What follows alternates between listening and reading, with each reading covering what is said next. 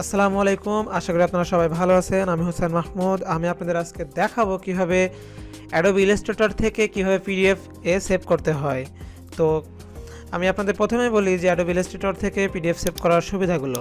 ধরুন এখানে একটি ডিজাইন আমি রেখেছি, এই ডিজাইনটি যদি আমি প্রিন্ট করতে যাই, ধরুন পেন ড্রাইভে যদি আমি প্রিন্ট করতে যাই, তো আমি যদি এআই ফাইলটা নিয়ে যাই, যদি আমি যেখানে প্রিন্ট করব তার যদি অ্যাডোবি ইলাস্ট্রেটর না থাকে তখন কিন্তু আমি প্রিন্ট করতে পারবো না, এবং থেকেও যদি থাকে তাহলে আমি এখানে যে ফন্টগুলো ইউজ করেছি সেগুলো বিভিন্নভাবে এলোমেলো হয়ে যেতে পারে, এক কথায় একটি সমস্যা হতে পারে। তো তার কারণে পিডিএফ করাটা অনেক ভালো হবে। এবং তাছাড়া আরেকটি বিষয়, সেটা হচ্ছে পিডিএফের মাধ্যমে আমরা অন্যজনকে সেন্ড করতে পারবো, এবং পিডিএফ ফাইলটা অনেক ছোট হয়, মানে সাইজটা অনেক ছোট হয়, ফাইল সাইজ। তো পিডিএফ করার অনেক সুবিধা রয়েছে। তো পিডিএফটা আমরা করব কিভাবে?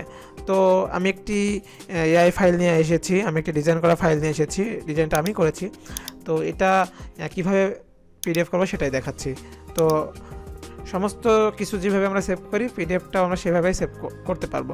তো আমরা ফাইলে যাব, ফাইল থেকে হচ্ছে সেভ অ্যাসে কি এখানে দেখুন এই যে সেভ অ্যাস টাইপ, ঠিক আছে। তো এখানে এসে অ্যাডোবি পিডিএফে যদি ক্লিক করেন তাহলে আমরা অ্যাডোবি পিডিএফের মাধ্যমে অ্যাডোবি পিডিএফ টাইপটা যদি দেন তাহলে কিন্তু আপনি পিডিএফটা সেভ করতে পারবেন।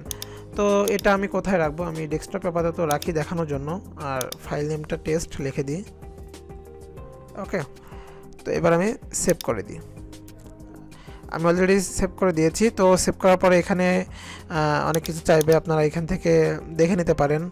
ভিউ পিডিএফ আফটার সেভিং, এটা আমি চাচ্ছি না, optimising the first web view, আমি এটা ক্লিক করে দিলাম। তো সেভ পিডিএফ ক্লিক করব।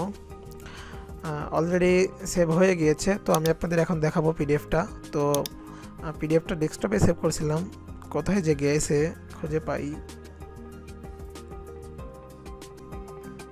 এটা চলে আসছে, এই যে টেস্ট নামে সেভ করছিলাম। তো টেস্টে আমি ক্লিক করব, তাহলে কিন্তু বর্তমান যেটা আমরা সেভ করলাম সেটা দেখতে পারবো পিডিএফ আকারে।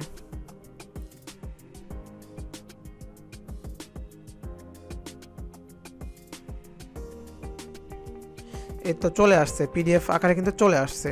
এখন কিন্তু আমরা এটা অনায়াসেই প্রিন্ট করতে পারবো। আমরা কন্ট্রোল পি ক্লিক করলে কিন্তু প্রিন্ট হয়ে যাবে। সো আপনারা এভাবেই পিডিএফ করতে পারবেন। তো ভিডিওটি যদি আপনাদের ভালো লেগে থাকে অবশ্যই একটি লাইক করবেন, আর আমার চ্যানেল যদি নতুন হয়ে থাকেন অবশ্যই চ্যানেলটি সাবস্ক্রাইব করুন। আল্লাহ হাফেজ।